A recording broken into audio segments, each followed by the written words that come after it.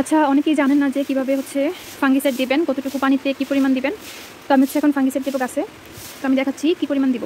তো আমি হচ্ছে এই ফাঙ্গিসাইডকে এরকম একটা বক্সে নিয়ে নেওয়া ট্রাই করি, কারণ প্যাকেট থেকে নিতে গেলে আমি মাপতে পারি না, বা হচ্ছে এই ফাঙ্গিসাইডটা প্যাকেটে থাকলে যেহেতু এটা গুঁড়া পাউডার, তো এটা হচ্ছে অপচয় হয় অনেক।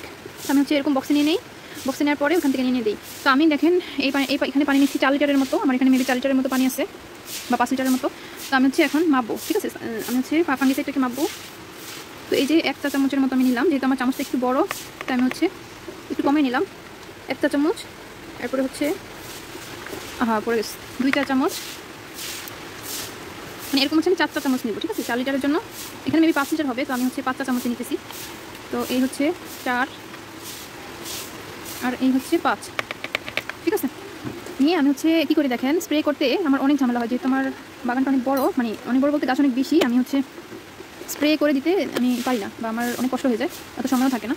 তো আমি হচ্ছে এই ছাঁকনিটাতে নেই, ছাঁকনি বলে এটাকে মেবি। তো আমি হচ্ছে এটাতে নিয়ে একদম ঢাইলা দিয়ে গাছে ভিজিয়ে দিই।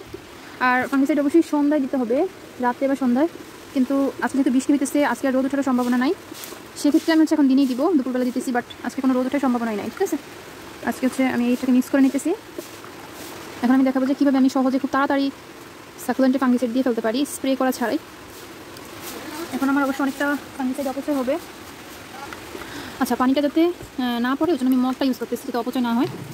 অন্য সময় আমি হচ্ছে ঢাইলেই দিই একবারে, তখন অনেকটা ফাঙ্গিসাইড পড়ে যায়, আসলে অতটা সময় থাকে না এত করার। তো আপনারা যাতে আবার আমার থেকে অপচয় না শিখেন, সেই জন্য মগটা ইউজ করতেছি এখন। এভাবে হচ্ছে এটা একদম সম্পূর্ণটা ঢাইলে নিতে হবে, ঠিক আছে। আচ্ছা, অফ ক্যামেরাতে আমি পুরোটা ঢাইলে নিলাম। এখন হচ্ছে দেখেন, আমি যে বলছিলাম 4 লিটার, আমার ধারণাটাই ঠিক, কারণ এটাতে হচ্ছে 5 লিটার পানি হাঁটে, কিন্তু আমার হচ্ছে সম্পূর্ণটা পুরো নাই, ভর্তি হয়নি পুরোটা। সেক্ষেত্রে বলা যায় যে এখানে 4 লিটারই ছিল। এখন দেখাবো কীভাবে আমি হচ্ছে এখন এগুলো গাছে দিব। এই যে বৃষ্টি দিয়ে আসলাম, এখন হচ্ছে আমার থেকে আবার হচ্ছে শিখা কেউ এরকম নোংরা রাখবেন না বাগান, কারণ এরকম রাখলে হচ্ছে ফাঙ্গাস অনেক বেশি হয়। আমার হচ্ছে সময় না পাওয়ার কারণে এরকম রাখা লাগতেছে, কিছুদিনের মধ্যে আমি হচ্ছে আবার ক্লিন করবো, আমার পরীক্ষা চলতেছে, এই জন্য পারতেছি না। তো আমি এখন এই যে দেখেন, এইভাবে হচ্ছে আমি সাকুলেন্টে দিয়ে দেবো। আমি আসলে এক হাতে ক্যামেরা ধরে এক হাতে দেখাইতে পারতেছি না, তো এইভাবে দিতে হবে, ঠিক আছে। এই যে আমি এখন ঠিকমতো দেখাইতে পারতেছি, এইভাবেই আমি দিয়ে দিই।